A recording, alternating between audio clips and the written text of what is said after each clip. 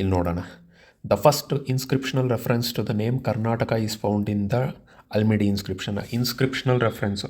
Okay, ಒಂದು ಕಡೆ inscription ಬರೆದಿದ್ದಾರೆ, ಅದರಲ್ಲಿ ಎಲ್ಲಿ ನಾವು ಕಾಣ್ಬೋದು ಇನ್ಸ್ಕ್ರಿಪ್ಷನಲ್ ರೆಫರೆನ್ಸ್ ಕರ್ನಾಟಕ ಎಲ್ಲಿ ಕಾಣ್ಬೋದು? ಅಲ್ಮಿಡಿ ಇನ್ಸ್ಕ್ರಿಪ್ಷನ್ನ, ಬೀರೂರ್ ಪ್ಲೇಟ್ ಕನಪ್ಪ ವಿಷ್ಣು ಶರ್ಮನ ಇನ್ಸ್ಕ್ರಿಪ್ಷನ್ನ, ಐಹೊಳೆ ಇನ್ಸ್ಕ್ರಿಪ್ಷನ್ ಆಫ್ ಪುಲಕೇಶಿನ್ ಟೂನ, ಬಾದಾಮಿ ಕೇವ್ ಇನ್ಸ್ಕ್ರಿಪ್ಷನ್ನ ಅಂತ ನೋಡೋದಾದರೆ ಆಪ್ಷನ್ ಬಂದು ಬೀರೂರ್ ಪ್ಲೇಟ್ಸ್ ಆಫ್ ಕದಂಬ ವಿಷ್ಣು ವರ್ಮನ್. ಇಲ್ಲಿ ನಾವು ಕರ್ನಾಟಕದ ಫಸ್ಟ್ ಇನ್ಸ್ಕ್ರಿಪ್ಷನಲ್ ರೆಫರೆನ್ಸ್ನ ನೋಡ್ಬೋದಾಗಿರುತ್ತೆ. ಓಕೆ, ಇನ್ನು ಇಲ್ಲಿ ಅಲ್ಮಿಡಿ ಇನ್ಸ್ಕ್ರಿಪ್ಷನ್ ಅಂತ ಹೇಳ್ತಾ ಇದ್ದಾನೆ. ಇದು ಅಲ್ಮಿಡಿ ಇನ್ಸ್ಕ್ರಿಪ್ಷನ್ನು oldest known Kannada language inscription. Halmidi ಶಾಸನ ಅಂತ ಹೇಳ್ತೀವಲ್ಲ, ಪ್ರಥಮವಾಗಿ ಅತಿ ಹಳೆಯದಾದಂಥ ಕನ್ನಡದಲ್ಲಿ ಉಪಲಬ್ಧವಾಗಿರುವಂಥ ಒಂದು ಶಾಸನ ಯಾವುದು ಅಂದರೆ ಅದು ಅಲ್ಮಿಡಿ ಶಾಸನ. ಬಟ್ ಕರ್ನಾಟಕದ ಹೆಸರು ಎಲ್ಲಿ ಪ್ರಸ್ತುತತೆ ಇದೆ ಅಂತಂದರೆ ಅದು ಬೀರೂರ್ ಪ್ಲೇಟ್ಸ್ ಆಫ್ ಕದಂಬನ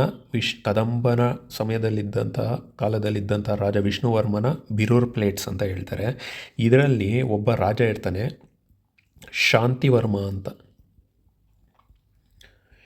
ಶಾಂತಿವರ್ಮ ಏನು ಮಾಡ್ತಾನೆ, ಒಂದಷ್ಟು ಲ್ಯಾಂಡ್ನ ಗ್ರ್ಯಾಂಟಾಗಿ ಕೊಡ್ತಾನೆ ಬ್ರಾಹ್ಮಣರಿಗೆ, ಲ್ಯಾಂಡ್ ಗ್ರ್ಯಾಂಟ್ ಕೊಡ್ತಾನೆ ಬ್ರಾಹ್ಮಣರಿಗೆ. ಅದನ್ನು ಈ ಒಂದು ಬೀರೂರ್ ಪ್ಲೇಟ್ಸ್ನಲ್ಲಿ ಮೆನ್ಷನ್ ಮಾಡಲಾಗಿದೆ. ಸೊ ಅಲ್ಲಿ ಕರ್ನಾಟಕ ಅನ್ನೋ ಒಂದು ರೆಫರೆನ್ಸು ನಮಗೆ ಸಿಗುತ್ತೆ. ಓಕೆ, ನಂತರ ಐಹೊಳೆ ಇನ್ಸ್ಕ್ರಿಪ್ಷನ್ ಆಫ್ ಪುಲಕೇಶಿನ್ ಟು ನೋಡೋದಾದರೆ, ಪುಲಕೇಶಿನ್ ಟು ಯಾರು? ಒಬ್ಬ ಚಾಲುಕ್ಯ ದೊರೆ ಅಲ್ವಾ.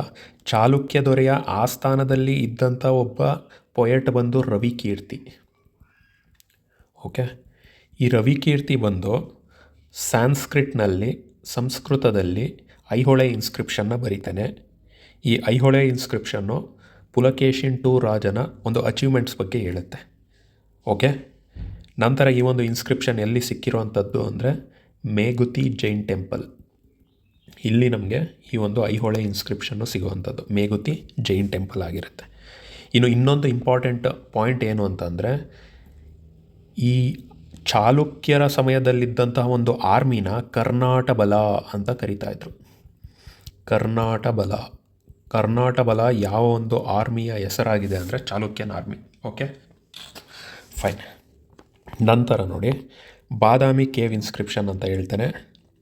ಓಕೆ, ಬಾದಾಮಿ ಕೇವ್ ಇನ್ಸ್ಕ್ರಿಪ್ಷನ್ ಬಂದು ಎಸ್ಪೆಷಲಿ ಯಾವ ಒಂದು ಸಮಯದಲ್ಲಿ ಅಂತಂದರೆ ರಾಜ ಕೃತಿವರ್ಮ ಅಂತ ಇರ್ತಾನೆ. ಓಕೆ, ಬಾದಾಮಿ ಕೇವ್ ಇನ್ಸ್ಕ್ರಿಪ್ಷನ್ ಬಂದು ಇಲ್ಲಿ ಬರೆಯೋದಾದರೆ ರಾಜ ಕೃತಿವರ್ಮ.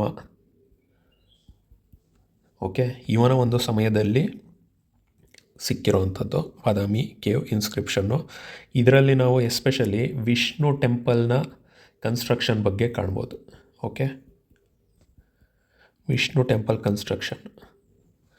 ಇನ್ನು ನಂತರ ಇದರಲ್ಲಿ ಕರ್ನಾಟಕ ಅನ್ನೋ ಒಂದು ಪದದ ರೆಫರೆನ್ಸು ಇಲ್ಲೇನು ನಮಗೆ ಕಂಡುಬರಲ್ಲ. ಓಕೆ, ಸೊ ಇಷ್ಟು ಇಂಪಾರ್ಟೆಂಟ್ ಆಗುತ್ತೆ. ಅಂದರೆ ಇಲ್ಲಿ ಆನ್ಸರ್ ಏನಾಗುತ್ತೆ, inscriptional reference to the name Karnataka ಎಲ್ಲಿ ಫೌಂಡ್ ಆಗ್ತಾ ಇದೆ ಅಂದರೆ Birur plates of Kadamba Vishnuvarman. Okay, fine. ಹಾಗಿದ್ರೆ ನೆಕ್ಸ್ಟ್ ಕ್ವಶನ್ನ ನೋಡ್ತಾ ಹೋಗೋಣ.